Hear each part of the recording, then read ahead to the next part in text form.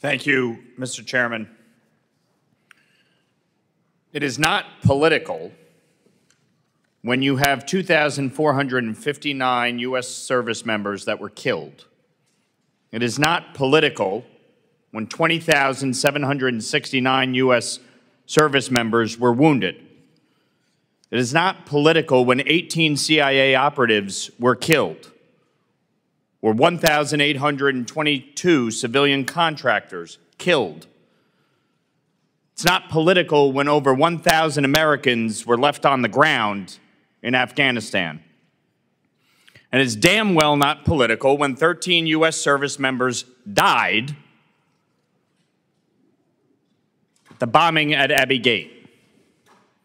It is not political to want answers for these families, to want answers for the service members, our veterans, who continue to suffer from PTSD.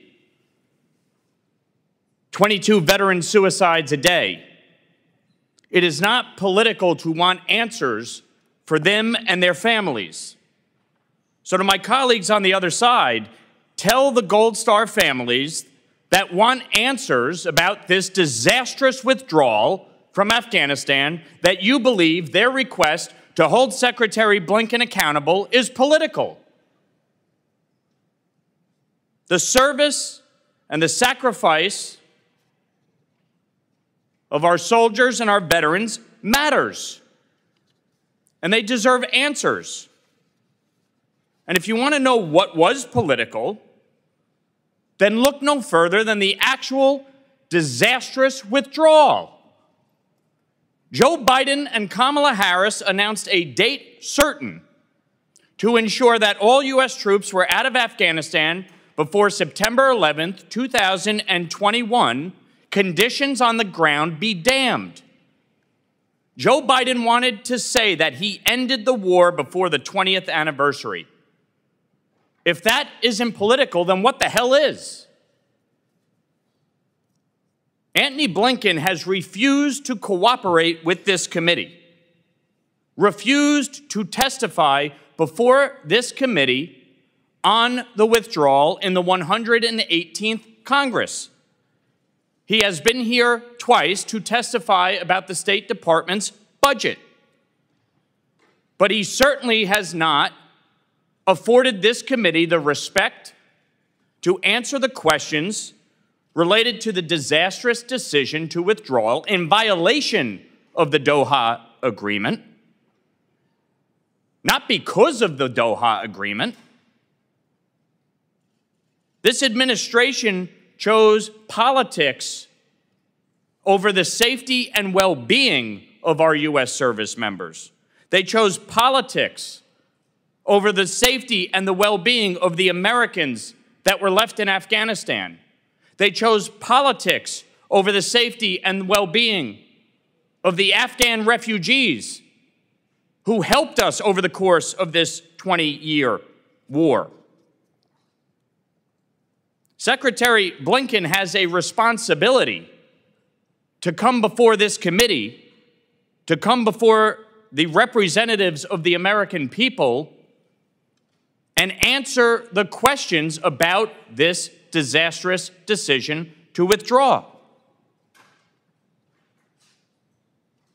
Kamala Harris, who said she was the last person in the room proudly, still has not met with the 13 Gold Star families, still has not offered her personal condolences to those families. She wasn't at the dignified transfer when Joe Biden was looking at his watch, trying to get out of there as fast as he could. This administration's handling of the withdrawal in Afghanistan has created a tinderbox around the world. We are in the most precarious place since World War II because of their disastrous foreign policy, starting with this withdrawal, continuing with the Russian invasion of Ukraine, the terrorist attack on Israel, the illicit oil trade between Iran and China, the threats in the Indo-Pacific from China against Taiwan. Add in their botched mishandling of the border, This administration is a disgrace. And the fact that Secretary Blinken couldn't be bothered to be here, not just today, but over the course of this entire 118th Congress, to answer questions on this matter. It matters to these families. It matters to the American people. And it damn well matters to our active duty military and our veterans. The only thing political here was the decision to withdraw by a date certain in violation of the Doha Agreement. That is the only thing that is political, and the fact that my colleagues can't accept that, but would rather carry water for the Secretary of State is an absolute abomination. I yield back. Gentleman's time has expired. Chair recognizes Ms. Dean.